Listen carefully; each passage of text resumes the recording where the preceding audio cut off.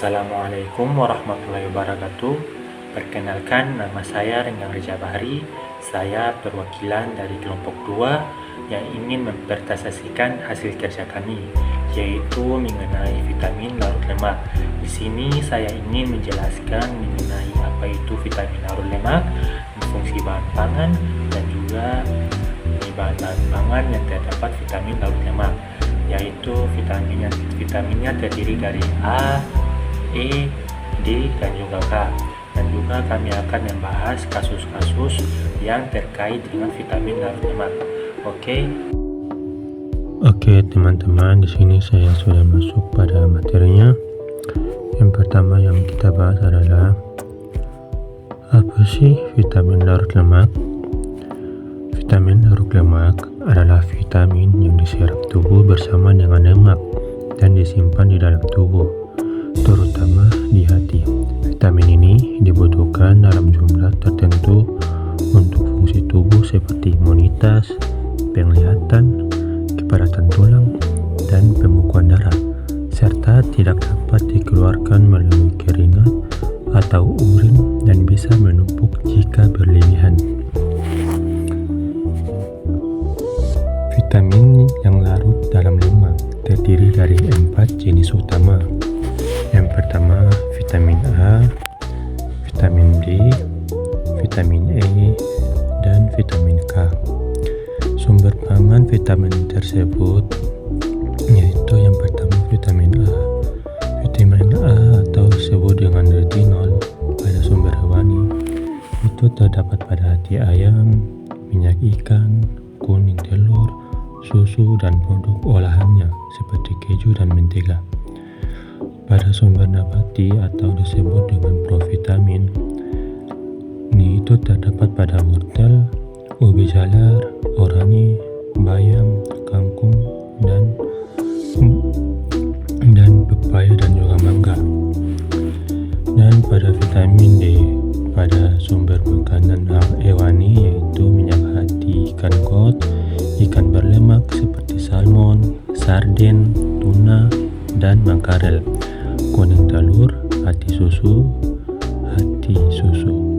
dan sumber alami atau sumber nabati atau sumber alami itu terdapat pada sinar matahari atau sintetis vitamin E di kulit dari kolesterol. Selanjutnya vitamin E. Vitamin E pada sumber hewani itu lebih sedikit, misalnya kuning telur, hati, dan daging berlemak.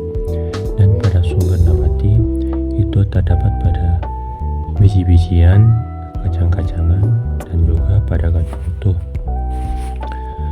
Dan yang terakhir itu pada vitamin K. Vitamin K ini pada hewani itu terdapat pada hati, kuning telur, keju, dan natto atau fermentasi keledai yang terdapat pada Jepang gitu, dan juga daging. Dan vitamin K1 pada nabati itu terdapat pada sayuran-sayuran hijau seperti bayam, brokoli, kale, sawi hijau, dan kol.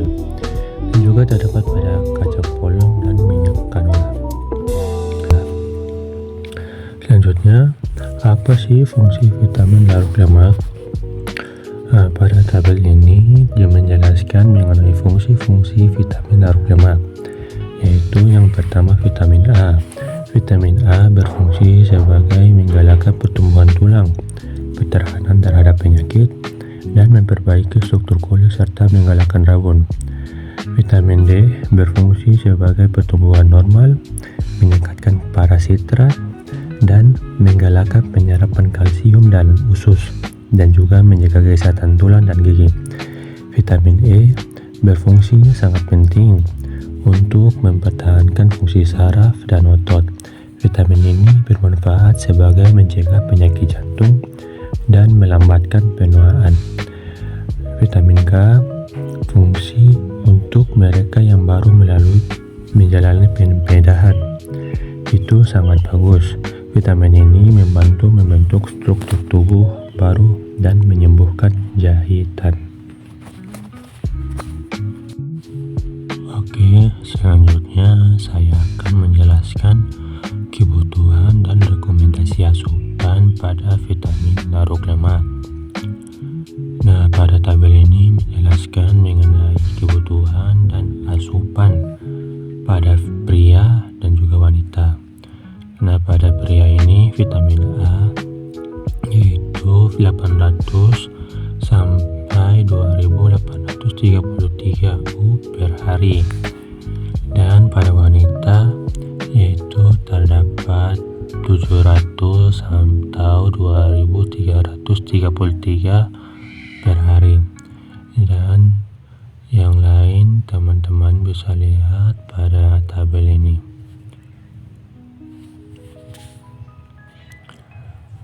Selanjutnya, apa dampak kelebihan dan kekurangan vitamin larut lemak? Dampak kelebihan dan kekurangan pada vitamin larut lemak. Yang pertama, vitamin A. Dampak kekurangannya yaitu gangguan penglihatan atau rabun senja. Dampak kelebihan vitamin A yaitu toksik dan menyebabkan mual, pusing, dan kerusakan. Dan vitamin D, dampak kekurangannya yaitu rakitis pada anak-anak dan osteomalacia pada dewasa. Dan dampak kelebihan vitamin D yaitu meningkatnya kadar kalsium dalam darah atau disebut dengan hiperkalsemia, dan juga gangguan ginjal dan kerusakan pembuluh darah. Dan dampak vitamin E yaitu kekurangannya terdapat pada gangguan fungsi otak dan penurunan daya ingat. Sedangkan dampak kelebihannya yaitu pengenceran darah, meningkatkan risiko peredaran darah, dan gangguan pencernaan. Dan yang terakhir, dampak kekurangan vitamin K, yaitu yang kekurangan gangguan pada pembekuan darah dan mudah memar dan berdarah. Dan dampak kelebihannya gangguan pembekuan darah berlebihan atau disebut dengan trombosis. Efek pada fungsi ginjal juga, dan terutama pada orang dengan gangguan ginjal. Nah, berikut adalah regulasi nasional mengenai vitamin larut lemak di Indonesia. Yang pertama yaitu Peraturan Menteri Kesehatan Nomor 28 Tahun 2019, yaitu mengatur angka kecukupan gizi atau disebut dengan AKG untuk vitamin larut lemak, yaitu vitamin A, D, E, dan K, yang menetapkan jumlah asupan yang direkomendasikan berdasarkan usia dan jenis kelamin.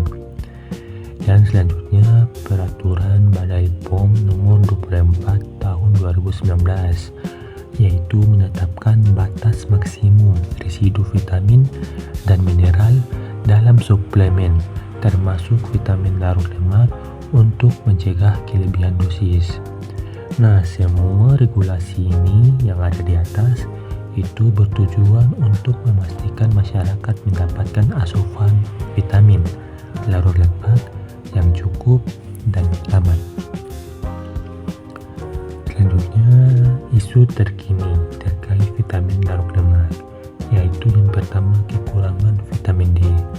Kekurangan vitamin D ini terjadi bencana global akibat kurangnya paparan sinar matahari yang menyebabkan osteoporosis dan peningkatan risiko infeksi.